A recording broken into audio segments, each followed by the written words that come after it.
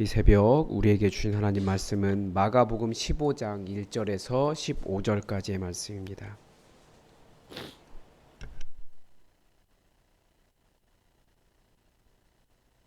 마가복음 15장 1절에서 15절까지의 말씀입니다.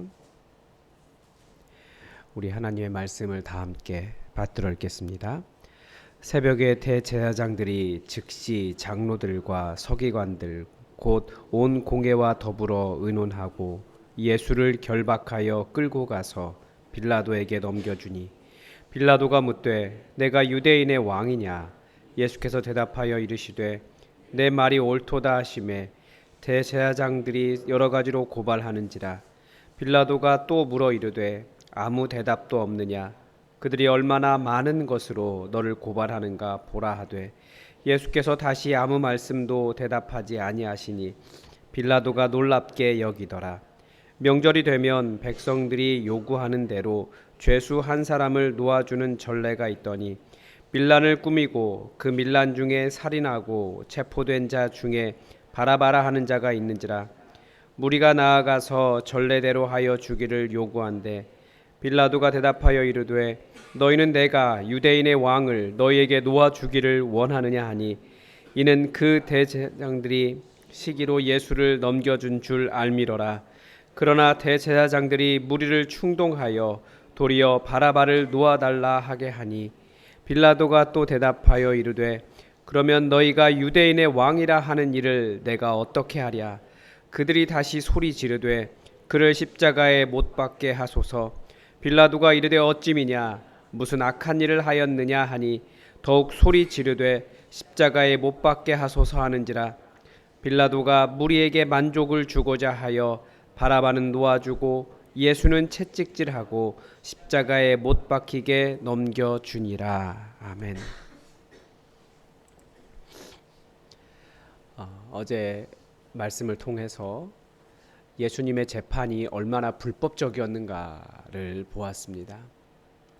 그렇게 불법적인 재판을 통해서 예수님에게 사형을 판결한 공회는 어떻게든지 빠르게 예수님의 사형을 집행하려고 했습니다. 진실이 드러나기를 바라지 않는 군사정권이나 그날 판결하고 그것도 밤에 판결하고 밤에 사형 집행하지, 이 정상적인 법정이라면 그렇게 밤에 재판하고 그 새벽에 사형하려고까지 하지는 않을 겁니다. 더구나 이때가 이스라엘의 가장 큰 명절인데 십자가형이라고 하는 것은 민족적인 분노를 일으킬 수 있는 형벌입니다. 정치범을 못 박는 거거든요. 사람들이 명절에 와서 그 십자가에 달린 자기 민족의 어떤 지도자, 그런 사람을 십자가에 못 박힌 것을 보고 싶겠습니까? 그런데 대제사장들이 그런 일을 감행하는 겁니다. 그저 자신들의 이익에 반대되는 예수님, 자신들의 죄악을 드러내신 예수님을 어떻게든지 빠르게 제거하려고만 했습니다. 그래서 오늘 1절은 이 모든 상황이 얼마나 급박하게 돌아가고 있는지를 보여줍니다. 마가복음은 시간과 관련된 표현들이 많이 있는데 오늘 1절은 새벽에 즉시 온 공회와 더불어, 참 사람 열심이죠. 이 본문이 의논했다라고 번역하고 있는데 의논이라기보다는 계획을 세웠다라고 번역하는 것이 맞는 말입니다. 우리 시대 같으면 정치라고 말하겠지만 사람을 죽이는 정치, 사람을 죽이려는 모의, 자기의 이익에 반대한다고 그 새벽에 사람들이 모여서 자기들은 정의라고 말했겠지만 결국 자신들의 이익을 내려놓지 못하는 그런 종교 권력자들의 조작질에 불과했다라는 것을 발견할 수 있습니다. 예수님은 그렇게 대제사장들과 서기관들, 공회원들에 의해 사형 권한이 있는 빌라도에게 넘겨주셨습니다. 이제 예수님은 빌라도에게 신문을 받으셨습니다. 빌라도는 아주 단도직입적으로 질문했습니다. 내가 유대인의 왕이냐? 빌라도는 왜 예수님에게 이 질문을 했을까요? 이미 대제사장의 사람들에게 맞아서 만신창이가 되어서 지금 눈앞에 잡혀있는 이 사람이 그렇게 갈릴리를 떠들썩하게 했던 예수가 맞는지도 의심스럽기도 했겠지만 빌라도의 관심은 단지 이 사람이 자신을 유대인의 왕이다라고 주장하는 것뿐이었습니다. 왜냐하면 유다 땅을 다스리는 로마의 총독으로서 그가 해야 할 일은 오직 반란이 일어나지 않도록 유지하는 것이었기 때문입니다. 그러니까 빌라도에게 예수님은 언제 위협이 될까요? 정치적인 지도자로서 반란을 일으킬 때만 그때가 문제가 됩니다. 그런데 성경이 매우 명확하게 구분하고 있는 단어가 있습니다. 유다와 유대는 다릅니다. 유다는 지명으로서 유다 땅을 이야기하는 것이고 유대는 제2성전 시대의 그 이스라엘의 종교 유대교를 이야기하는 겁니다. 그러니까 빌라도는 네가 유다의 왕이냐, 그러니까 정치 지도자로서 반란을 일으킬 사람이냐, 이 땅을 해방시키려고 하는 사람이냐라고 물어본 것이 아니라 유대인의 왕이냐, 그러니까 그 종교 지도자들 너희 관련된 그 종교와 관련된 하나님이냐, 이 이야기를 물어본 겁니다. 빌라도에게는 그게 중요한 게 아니었거든요. 그런데 대제사장들은 예수님을 죽이려고 한 겁니다. 자신들의 왕, 그러니까 유대인의 왕을 죽이려고 한 거죠. 빌라도는 명확하게 이것을 알고 있었던 거예요. 그래서 예수님, 어떤 정치 지도자로서 일종의 야당 지도자로서 나라를 전복하려고 하는 사람이냐, 이렇게 물어본 것이 아니라 너희 종교의 문제에 있어서 왕이냐, 그렇게 말한 겁니다. 그러니까 대제사장들은 예수님을 죽이려고 한 이유가 예수님이 만왕의 왕, 하나님이라고 주장했기 때문입니다. 빌라도에게는 이것이 전혀 문제가 되지 않는 것입니다. 그러나 대제사장들은 이것이 문제가 되었습니다. 대제사장들은 예수님이 왕이신 하나님이셨기 때문에 자신들에게 위협이 된다고 생각했고,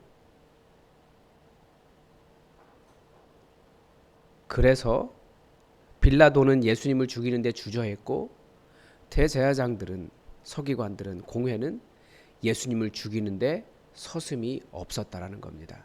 그분이 자기들의 왕이었기 때문에. 내가 왕이어야 되는데 하나님이 왕이신 게 싫었던 거죠. 예수님은 주저하지 않고 내가 그니라 라고 말씀하셨습니다. 그러니까 예수님이 대제사장들에게 내가 그니라 라고 말하지 않았다면, 빌라도가 네가 유대인의 왕이냐라고 물을 때 네 말이 옳도다라고 하지 않았다면 누구도 예수님을 죽이려고 하지 않았을 것입니다. 사람들은 무엇이 두려울까요? 나의 왕됨을 내려놓고 예수님을 나의 왕으로 모시는 일이 두려운 일입니다. 인간은 정말 자기중심적이거든요. 심지어 그리스도인들조차도 입으로는 예수님이 나의 왕이십니다 라고 고백하지만, 그러면 예수님께서 너의 시간과 너의 재물과 너에게 있는 것, 너 자신을 나를 위해 바쳐라 라고 명령하실 때, 주님 저는 시간이 없어요, 주님 저는 재물도 없고요, 주님 저는 피곤하고요, 저는 그럴 생각이 없습니다 라고 반응한다라는 겁니다. 예수님은 왜 십자가 위로 그 사형 판결을 받고 예수님은 왜 외면당하셨습니까? 그분이 내가 진짜 왕이야 라고 말씀하셨기 때문입니다. 진짜 왕이시기에 당신에게 순종을 요구하시기 때문에 사람들이 예수님을 십자가로 보내버렸다라는 겁니다. 사람들은 예수님이 치유하시고 깨달음을 주시고 풍랑에서 건져주시고 천국에 보내주시는 것은 환영하지만 그분이 왕이시기에 우리에게 충성을 요구하실 때에 나에게 위협이 된다라고 생각할 때 예수님을 십자가로 보내버립니다. 그러나 나의 왕됨을 내려놓을 때 진정한 하나님의 나라가 시작이 됩니다. 자신의 왕이 예수님이신지 모를 때 일어난 또 다른 비극이 있습니다. 명절이 되면 백성이 요구하는 대로 죄수 한 사람을 놓아주는 전례가 있었습니다. 아마 현대의 명절 특사와 같은 그런 것일 겁니다. 그런데 사람들은 바라바를 놓아달라라고 요청을 했습니다. 말씀에 바라바는 밀란을 꾸민 사람이다 라고 되어 있는데 밀란이라고 되어 있지만 우리가 이해하기로는 당시에 그 로마 정부로부터 이스라엘을 독립시키려고 하는 독립운동가와 같은 그런 의미입니다. 십자가형은 정치범들에게만 주는 형이었거든요. 전시효과를 노리는 거예요. 그러니까 이해가 됩니다. 바라바를 놓아달라라고 하는 것 민족의 입장에서는 이해가 됩니다. 그러나 빌라도는 예수님은 정말로 죄가 없다고 십자가형을 받을 이유가 전혀 없다는 것을 인정하고 있기 때문에 너희는 내가 유대인의 왕을 놓아주기를 원하느냐라고 오히려 이스라엘 사람들에게 역으로 제안하고 있습니다. 그런데 대제사장들이 무리를 충동해서 더욱더 바라바를 놓아달라라고 요구했습니다. 그러니까 이제 무리가 더욱 소리질러 그를 십자가에 못 박게 하소서라고 외쳤습니다. 다시 빌라도는 어찌 됨이냐, 그가 무슨 악한 일을 하였느냐 라고 말했지만 사람들은 더욱 소리질렀습니다. 예수님을 십자가에 못 박으라고 소리친 사람들은 그들에게 누가 왕이었습니까? 첫째는 바라바를 놓아주라라고 하는 것을 보면 그들에게는 나라와 민족이 더 소중했습니다. 둘째는 대제사장의 말을 듣는 것을 보면 그들의 왕은 대제사장이었습니다. 우리에게도 이런 혼란이 있습니다. 우리는 나라를 사랑하고 우리는 교회를 사랑합니다. 틀린 게 아니에요. 아주 중요한 일이에요. 우리는 나라를 사랑하고 교회를 사랑합니다. 그러나 그 어떤 것도 예수님보다 더 사랑하는 것이 된다면 그것은 우상이 됩니다. 즉 아무리 소중한 나라라고 해도 아무리 소중한 교회라고 해도 예수님보다 더 소중하게 여긴다면 그것이 바로 나의 왕이 되는 것입니다. 예를 들면 교회의 부정함에 대해 문제를 제기할 때 어떤 분들은 교회를 지켜야 한다며 그런 일에 문제를 제기하는 사람을 용서하지 않는 것을 봅니다. 대표적인 이슈가 교회 세습입니다. 잘 돌아보면 예수님을 사랑하는 것이 아니라 그냥 큰 교회 무너지지 않게 지키려고 하는 거죠. 어떤 교회는 교회 지도자의 비리나 성적인 타락도 그런 경우입니다. 교회를 지켜야 합니다 라고 해서 그 일을 덮고 쉬쉬합니다. 예수님보다 교회가 우선되어 있다는 것을 보여줍니다. 그러나 예수님이 왕 되시지 않으시면 우리에게는 다른 무엇인가가 왕이 됩니다. 그래서 우상에 대한 설교를 하면서 그런 말씀을 드렸습니다. 우상이란 기본적으로 좋은 것입니다. 우리 주변에 좋은 것들, 가정, 배우자, 자녀들, 직장, 교회, 나라, 정치적인 신념, 그런 것들 나쁜 게 아니에요. 그러나 그것이 예수님보다 더 소중해지거나 예수님이 왕이 아니시고 그것이 왕이 될 때, 그것이 나의 숭배의 대상이 될 때 그 모든 것들은 우상이 됩니다. 그러니까 우리 주변의 좋은 것들은 다 우상이 될 가능성이 있습니다. 그래서 우리는 더 철저하게 예수님을 왕으로 모시는 삶이 있어야 됩니다.